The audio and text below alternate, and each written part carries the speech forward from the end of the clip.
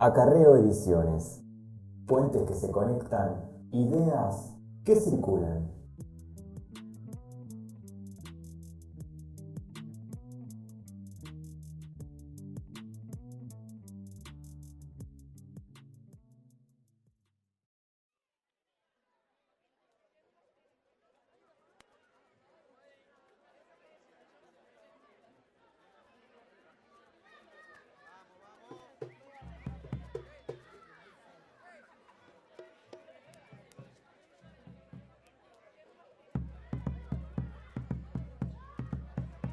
La historiografía argentina instauró un relato eurocéntrico en donde lo nativo y lo afro quedaron afuera. Solo para dar un ejemplo, pensemos en la idea que sostiene que todos los afro murieron en las guerras de independencia o con los brotes de fiebre amarilla. También en la insistida idea de que todos los argentinos bajamos de los barcos. Bueno, en los barcos también venían personas esclavizadas procedentes del continente africano. Mi nombre es Maximiliano Navarrete y me encuentro con Alma Velázquez Winchulef de la campaña de sensibilización y conciencia de la identidad afroargentina. Y también me encuentro con Sekuba Oularé, artista guineano. Bienvenidos. Gracias. Bueno, Alma, contame cómo te acercás a la campaña de sensibilización y conciencia. Bueno, lo que me impulsó a empezar a armar esta campaña es ver que se incluía la palabra que visibiliza las raíces afros en el censo 2020, pero a la vez desde ningún organismo del Estado se estaba llevando adelante una campaña de sensibilización para que la gente se empiece a reconocer afrodescendiente. Entonces, no sé, cuando empecé la campaña no sabía bien cómo era la pregunta, sabía que la incluían. Y viendo que solamente hay un año para sensibilizar un país entero, dije, bueno, es mejor empezar este proceso que va a llevar tiempo, pero que es urgente. O sea que vos iniciaste el año pasado, en 2018. No, lo empecé este año. El censo es en el 2020. Bien. Y lo empecé ahora este año, en mayo de este año, empezamos en Capital. Empezamos también junto con Secu con unas jornadas artísticas y charlas. También lo llevamos a la UBA y a Salta. Bien, ¿y qué te fuiste encontrando en este camino? Y en el camino me fui encontrando que hay varios lugares en donde todavía hay una idea de lo afro como idea nada más. Y que no se relaciona a la Argentina afro. Como que los negros o los africanos están solamente en África o están afuera. Todavía está en el inconsciente de la gente de que negros en Argentina no hay. Bailan danzas africanas, pero no se vinculan con los afroargentinos, o bailan afro-brasilero, y está siempre pensado como que está fuera el negro, no está nunca en Argentina. Eso acá, más en el centro del país, en Buenos Aires. En Salta, por ejemplo, es diferente porque en toda la parte del norte hay una conciencia muy grande de la afrodescendencia. De hecho, hasta hay un lugar, San Félix, que hay una comunidad enorme de afrodescendientes. Mirá vos qué interesante, eso no lo sabía. Y fue interesantísimo porque estuve trabajando con una psicóloga y dos antropólogas locales. Y hicimos una jornada artística también, donde convocamos gente que hacía afrocubano, hacía candombe y también afro tradicional. Y a lo largo de todo el espacio fuimos colocando preguntas de qué se le venía a la cabeza a la persona cuando escuchaba la palabra negro, si lo había usado alguna vez de manera despectiva, si sabía lo que era ser afrodescendiente, si se reconocía afrodescendiente, si tenía ganas de saberlo. Y hubo muy buena respuesta de parte de toda la gente. No solo porque el equipo se entusiasmó un montón y diseñamos toda esa noche, en 2 horas diseñamos toda la noche. Fue una respuesta muy linda de parte de todos. Claro, con ganas de saber. Y a partir de ahí también ponerte a pensar como ya esa experiencia llevada a las políticas públicas, ¿no? En esto de pensar en un censo que realmente la población esté dispuesta o tenga herramientas en realidad para hacer ese camino hacia atrás, ¿no? Hacia las raíces. Justamente ese camino para ir hacia las raíces está muy desdibujado desde el Estado en general. Y lo que nos queda son los relatos de nuestros familiares para poder conocer cómo es la historia, cómo fue la historia, de dónde venimos y quiénes somos. Los datos estadísticos, y justamente eso es lo que me impulsa a hacer la campaña, no están bien hechos. O sea, si uno se pone a ver los datos estadísticos de los diferentes censos a lo largo de la historia de lo que hay registros, uno puede ver que en el 1700 hubo un censo y habían cifras muy grandes de afrodescendientes, donde se puede ver que más del 50% de la población, por ejemplo en Santiago del Estero, era afrodescendiente. En Córdoba había un 40%, en Buenos Aires un 30 y un 40% de afrodescendientes. Si bien en ese censo se incluía la variable, digamos, de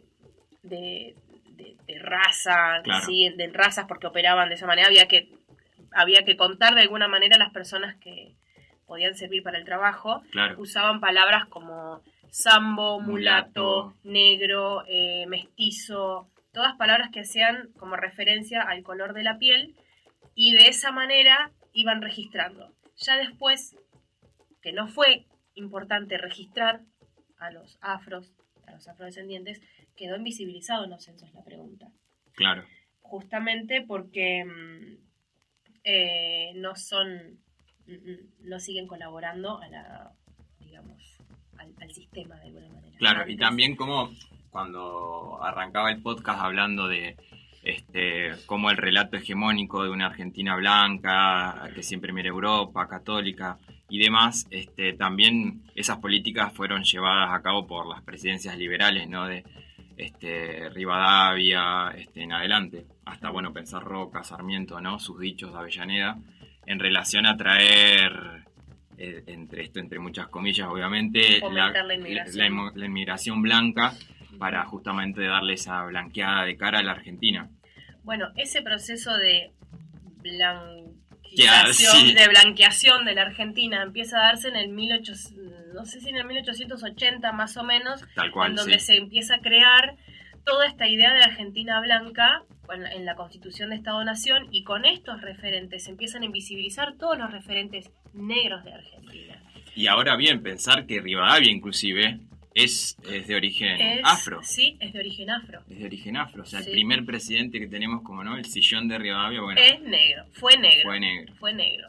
Y así también están las heroínas, la madre de la patria, como se la conoce, a María Remedios del Valle, que era negra, que si uno se pone a pensar, era capitana del ejército de Belgrano, si uno se pone a pensar, todos eran los negros que fueron a la guerra, literalmente. Entonces, ellos son los que pelearon por la libertad del país. Ellos son los que hoy nos permiten a nosotros gozar de estos privilegios como argentinos libres. Claro. Entonces, hay una deuda muy grande con los afrodescendientes y con los pueblos originarios de parte del Estado, porque hoy Argentina es un país libre gracias a los afrodescendientes y a las personas de los pueblos originarios que hicieron frente en las batallas.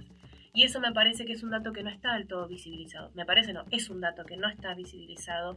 Solamente se mencionan las escuelas a Sarmiento o a Belgrano y a todas personas y próceres, Roca, sin ir más lejos acá, que eran extremadamente racistas. Y si uno puede leer las cartas y las cosas que ellos decían y cómo lo decían, están en los textos. Hay que sacar a todos estos negros.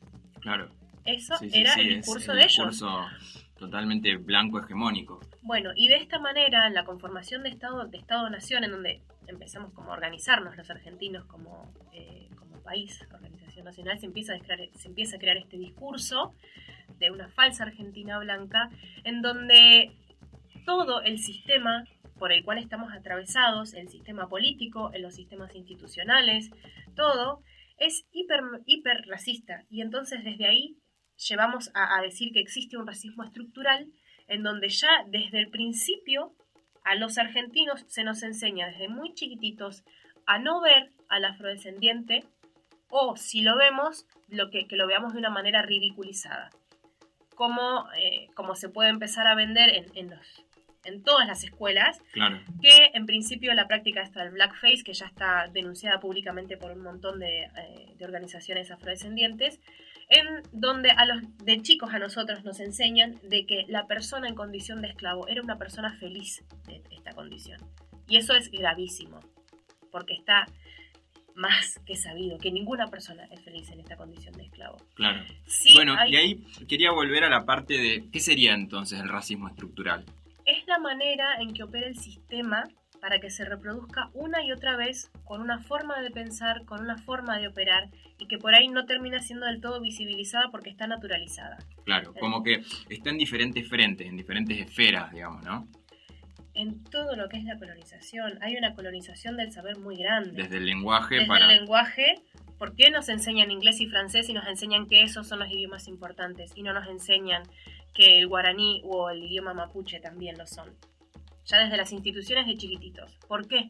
Entonces ahí hay una colonización del saber muy grande, una colonización del ser que opera, que nos enseñan en las instituciones a pensar de que la persona que fue esclava desde los siglos XVI al XIX era feliz en su condición de esclavo y que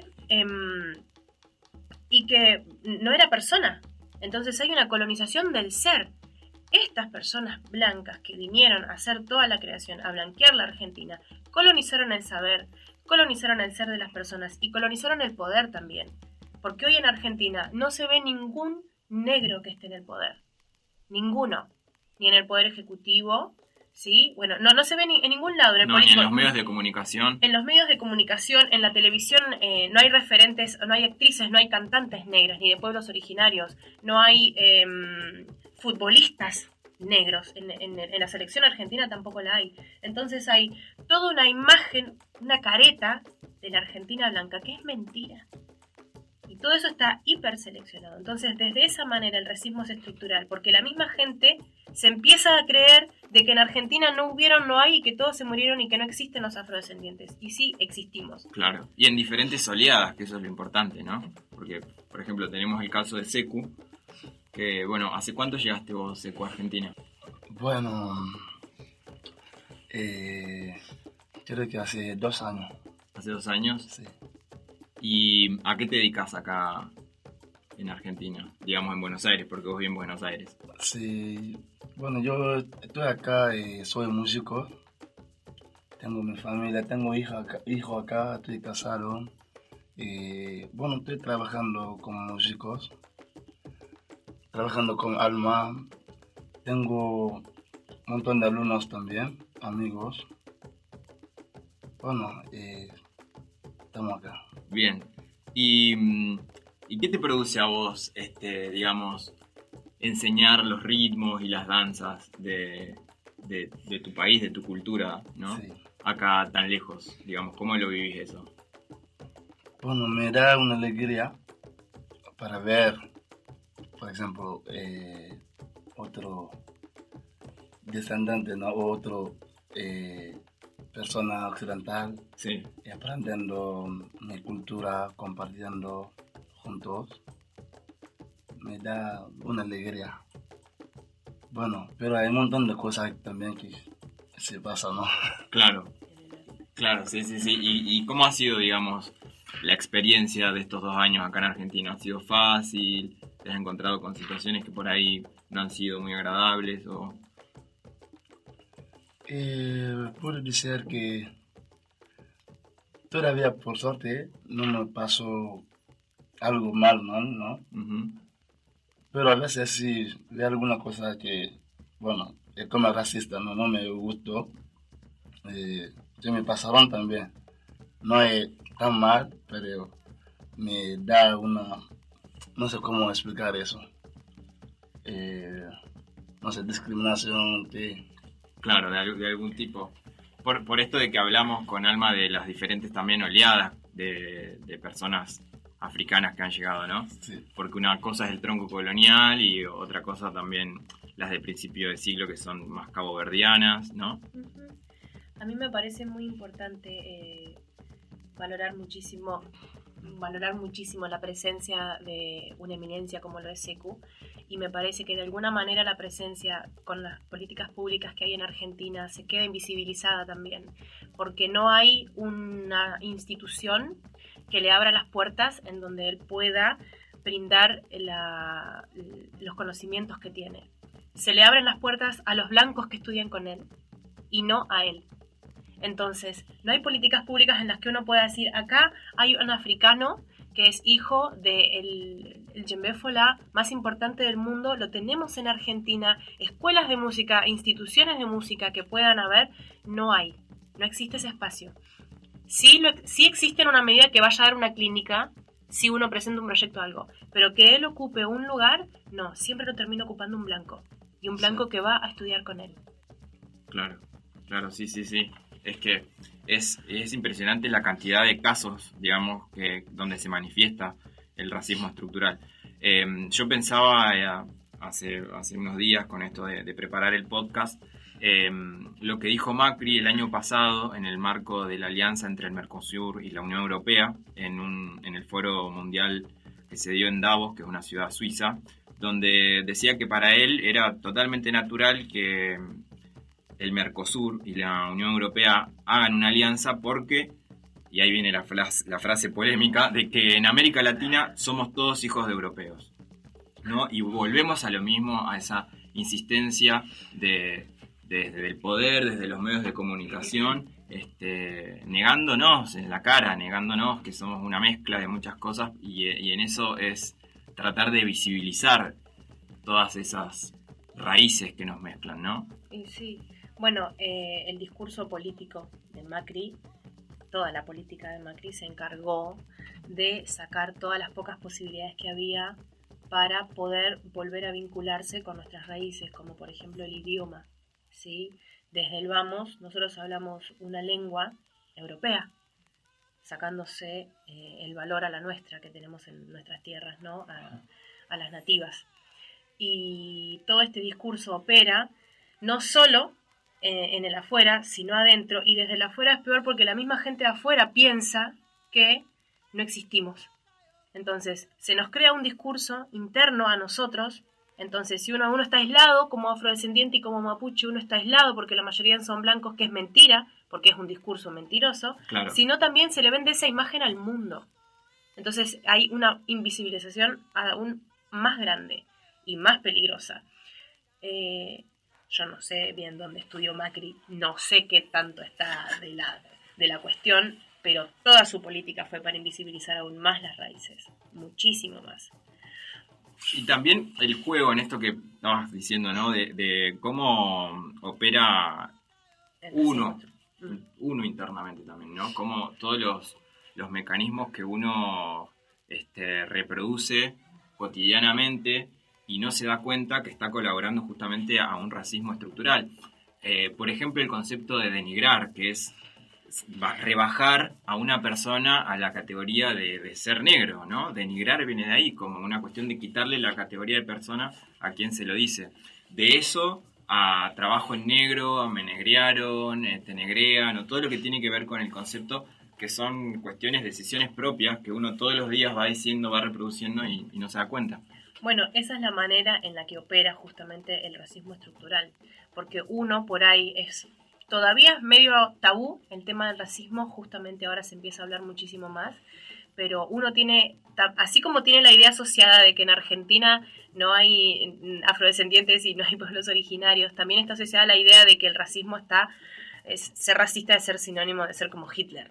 Entonces no se da cuenta que hay distintas maneras de ser racista en mayor o menor medida y no se invita a sí mismo a deconstruirse. Entonces empezar a cuestionarse todas las maneras en las que uno habla es importantísimo, porque hoy una palabra que es muy común es la de decir mi negra, negro. Entonces, y siempre la excusa es de, ay no, pero lo digo con buena intención.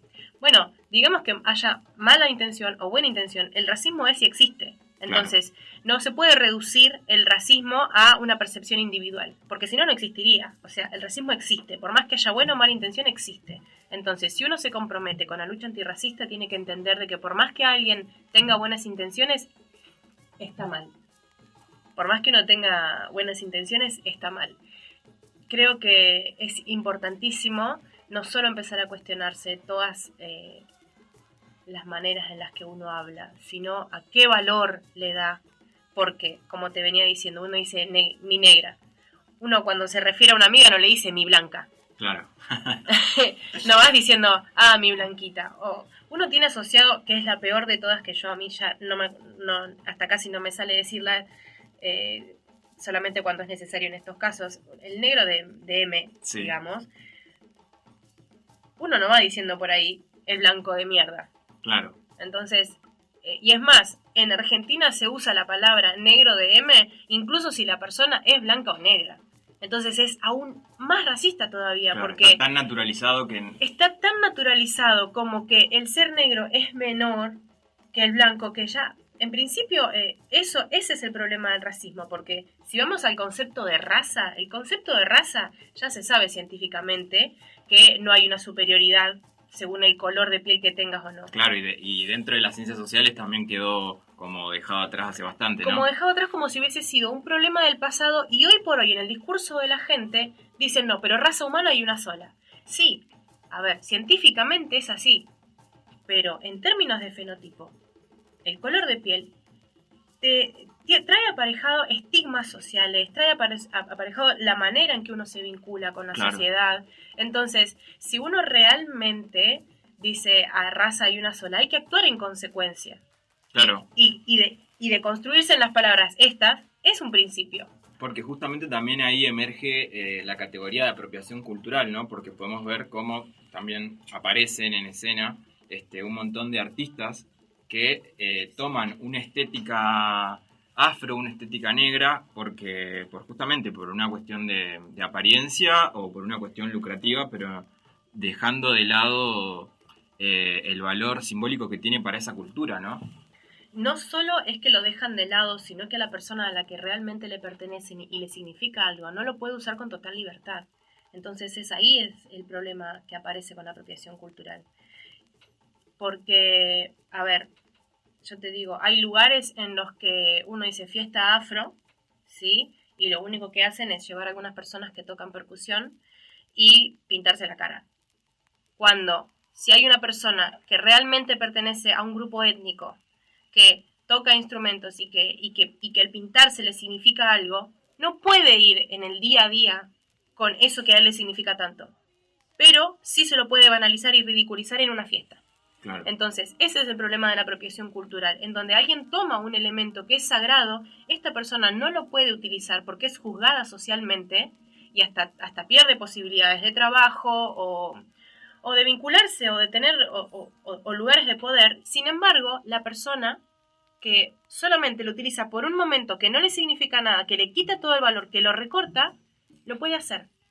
Entonces, ese es el problema de la apropiación cultural. Cuando uno pierde la libertad de utilizar sus propios elementos sagrados porque no están bien vistos socialmente. Pero cuando lo hace otra persona, un blanco en este caso, claro, ahí se lo aplaude. Bien, pero yo creo que también hay algo que distingue en todo esto, que es recuperar quizás ciertos vocablos, ciertas palabras que vienen del lunfardo, por ejemplo, que tienen una raíz africana y que están en boca de todos, de todas las personas, y que ahí también hay un trabajo interesante para hacer, ¿no? Como para poner justamente en escena y visibilizar el legado afro que tenemos, y que hay cosas que aunque se intenten silenciar, emergen de algún otro lado. Y a partir de esto te quería preguntar, ¿qué es para vos el llamado del tambor? ¿Qué es el llamado del tambor? Es muy difícil porque traes algo que comentás recién que tiene que ver con el tema del idioma y con la palabra, ¿sí? Que nosotros estamos atravesados por el lenguaje, que de alguna manera este lenguaje estructura nuestro pensamiento y que este pensamiento estructura una manera de ver la realidad, ¿no es cierto? Entonces, es muy difícil describir un llamado al tambor cuando no se puede describir con este lenguaje, porque este lenguaje te filtra justamente ese llamado. Entonces, es muy difícil conceptualizarlo con palabras. Yo lo que sí te puedo decir es algo que no lo podés evitar y que a la persona que siente ese llamado es una constante en su vida, como lo es en la mía. Hay algo que tiene que emerger, yo me conecté con mis raíces afrodescendientes gracias a la danza y fue algo que, por más que haya sufrido, que lo haya padecido, que lo haya amado, que lo haya odiado, fue una constante en mi vida. Y lo sigue siendo, y lo va a seguir siendo. Entonces, hay algo más que este llamado me invita a mí a traer en este momento de la historia un legado, un mensaje. Mi mensaje es esta visibilización de las raíces afro, esta reparación histórica, de alguna manera poder decirlo. A mí el tambor me llama y cada vez voy encontrándole sentido a todo lo que voy transitando en la medida que lo voy recorriendo. Primero de a poco, conociendo un poco a maestros, conociendo la manera en la que viven en Argentina, viendo cómo a ellos, cómo uno como argentina tiene ciertos privilegios de estar acá. Yo hablo personalmente por estar tan vinculada con africanos en este momento, ¿no? Claro. En este momento. Todos los privilegios que uno tiene como argentinos y cómo uno le devuelve a la cultura, a los africanos que son los portadores de esta cultura, algo distinto, que no sea un intercambio económico en plata, porque ese es un sistema colonial también, claro, de alguna manera. Entonces, dejar algo más que pueda perdurar en el tiempo y que no solamente involucre, en este caso, por ejemplo, a Sekou, sino que además pueda este legado le pueda tocar también a otros africanos que vengan después. ¿Sí? Claro. Entonces, que no sea algo personal, que sea algo que uno pueda dejar en la cultura. A ver, mi trabajo es ennegrecer la Argentina al máximo posible, desde la conciencia, desde la identidad, desde el arte, desde todo lo que pueda llegar a ser.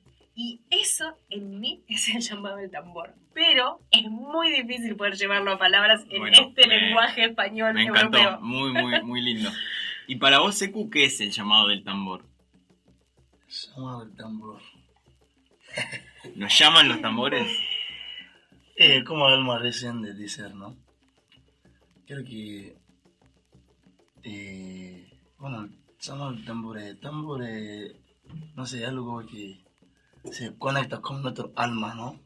Cuando se conecta con nuestro alma, cuando te escucha, no sé, no puede estar tranquilo.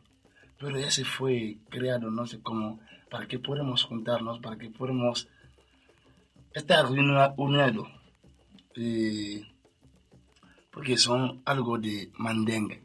Ese Mandeng, de Empire Mandeng, ¿cuál es la palabra? Porque la palabra es de Malintea, como Añi bien, para que te vamos a juntar para estar juntos. Porque ese fue cuánto momento en la guerra de Soumaoro Kanté. Soumaoro Kanté fue un montón.